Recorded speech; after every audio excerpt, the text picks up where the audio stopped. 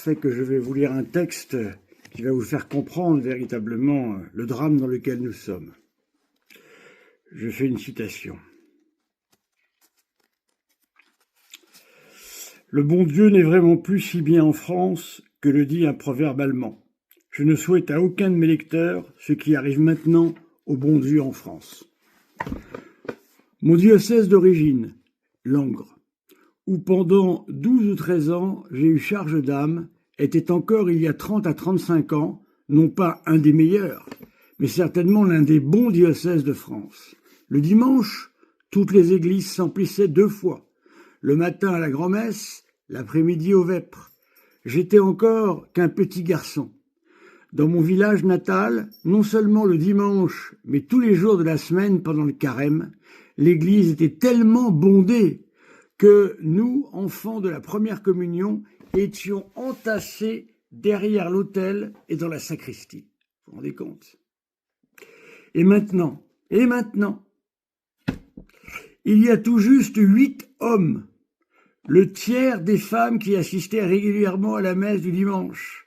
Le curé célébrait héroïquement les vêpres devant 2 douzaines de vieilles femmes et une demi-douzaine de jeunes filles qui forment son association de chanteuses.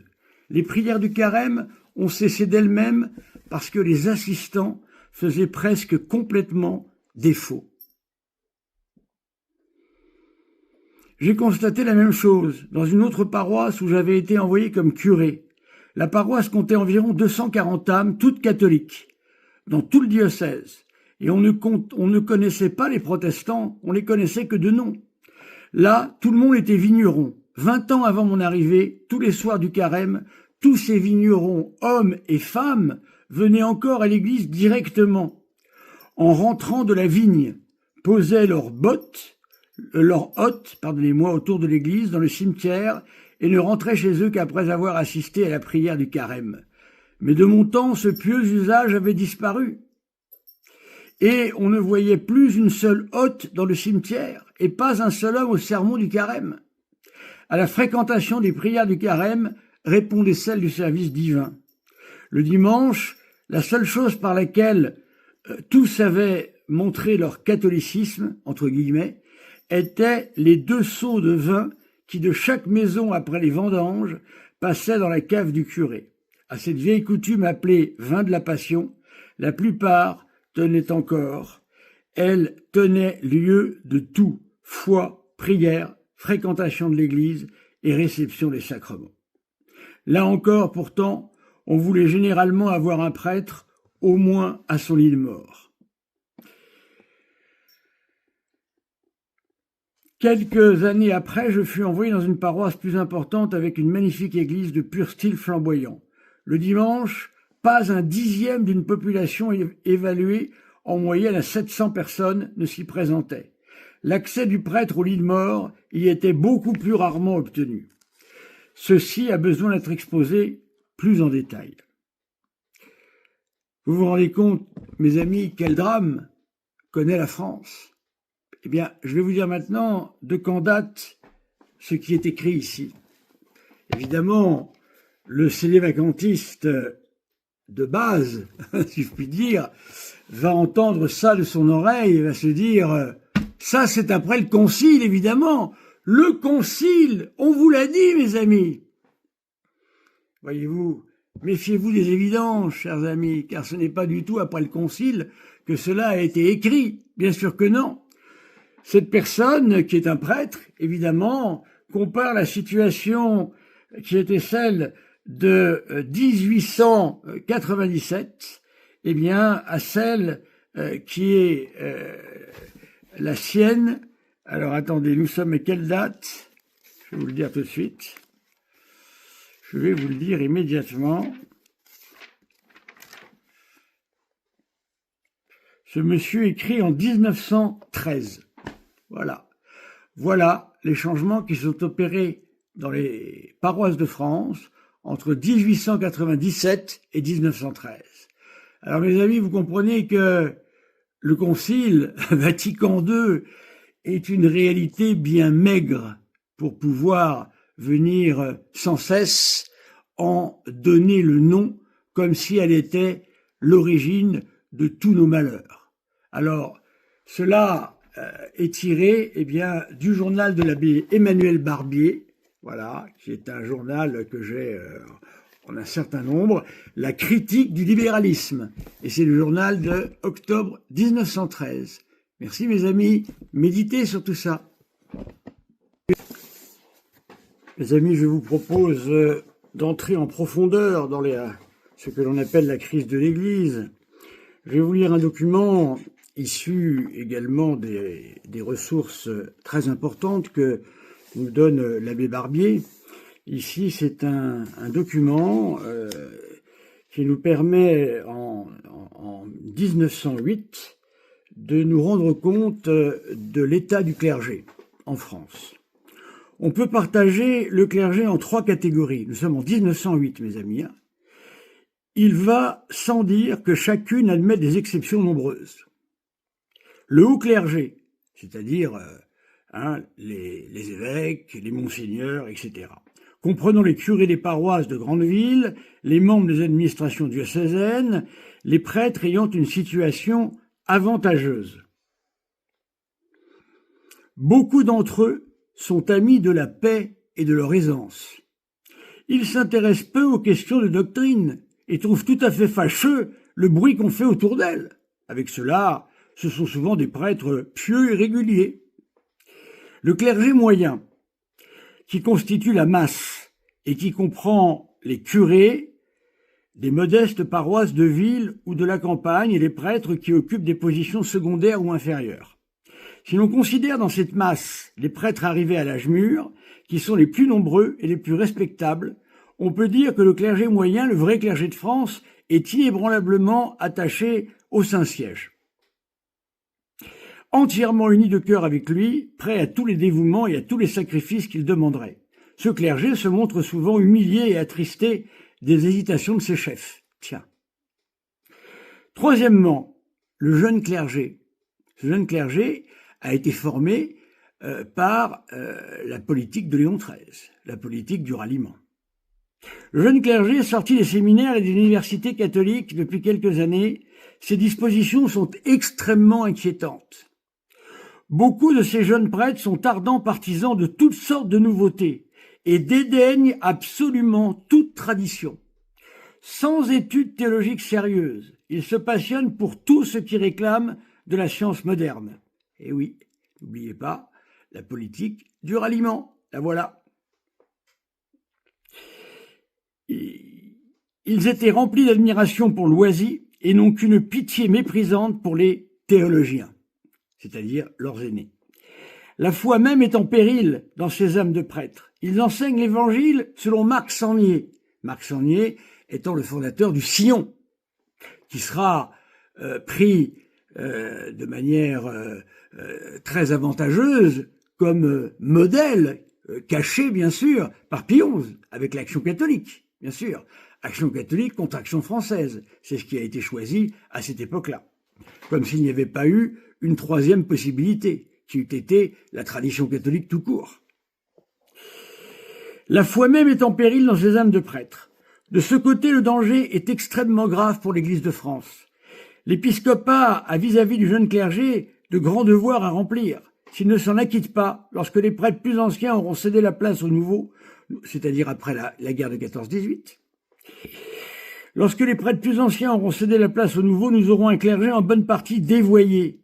C'est une des raisons qui rendent cette tâche urgente. La partie peut être que très difficilement gagnée.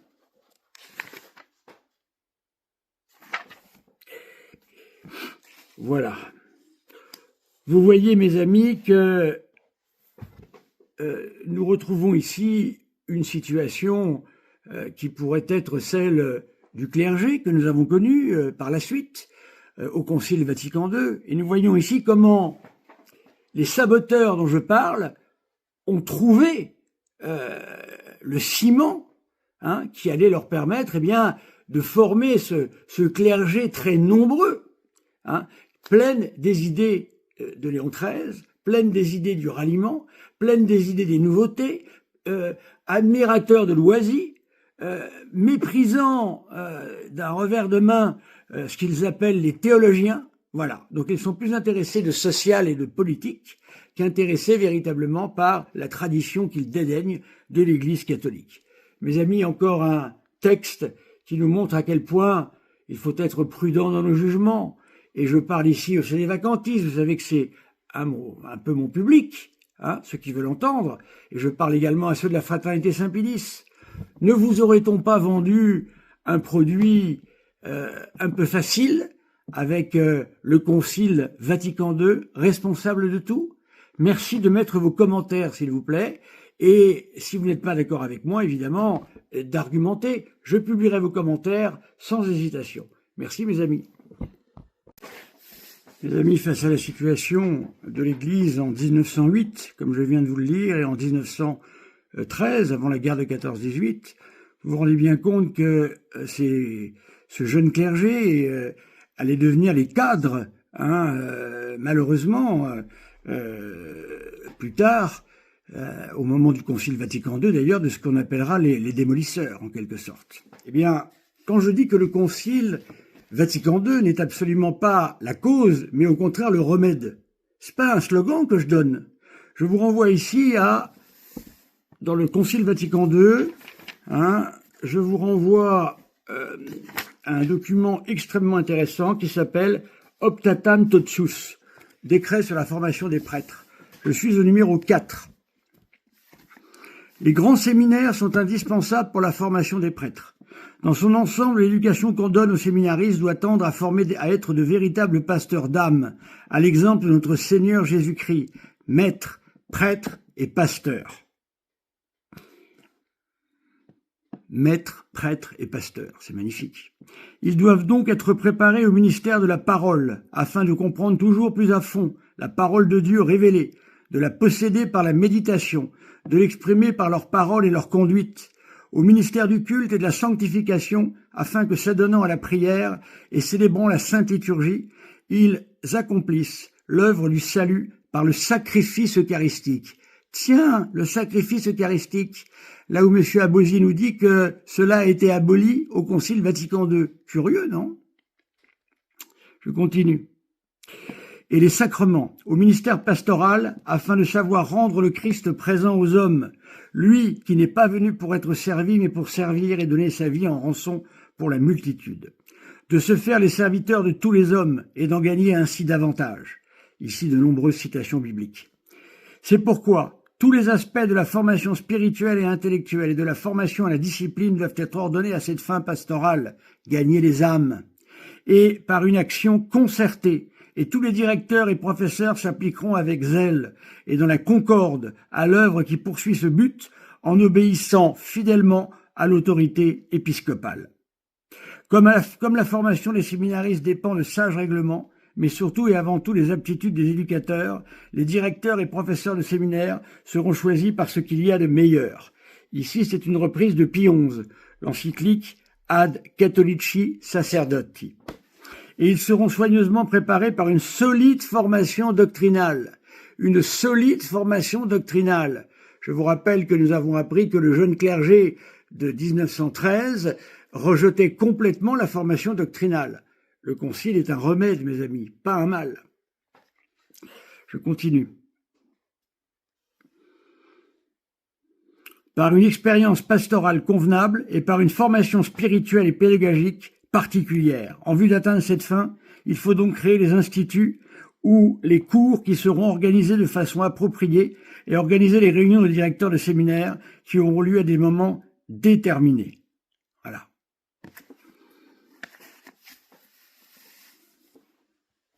Donc vous voyez, mes amis, que je pourrais faire de très nombreuses citations. Hein.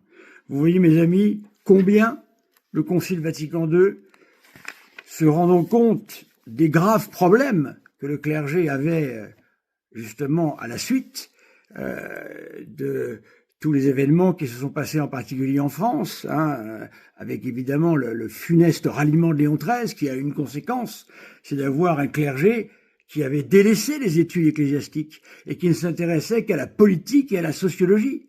Voilà, la crise de l'Église, elle est là, en 1908, 1913, ce clergé issu de la pastorale de 1892, de Léon XIII. Il n'y a pas de secret là-dedans. Donc, vous comprenez combien le Concile Vatican II est une chance et un remède pour la situation dans laquelle nous sommes à l'heure actuelle. Parce que je puis vous dire que quand le clergé, les évêques et le pape seront tous décidés à appliquer strictement le Concile Vatican II, nous aurons des séminaires qui revivront comme au temps du Concile de Trente, avec les grands maîtres que nous y avons connus. Voilà, mes amis, les Jean Jacolier, les Saint-Vincent de Paul, etc., etc. Merci.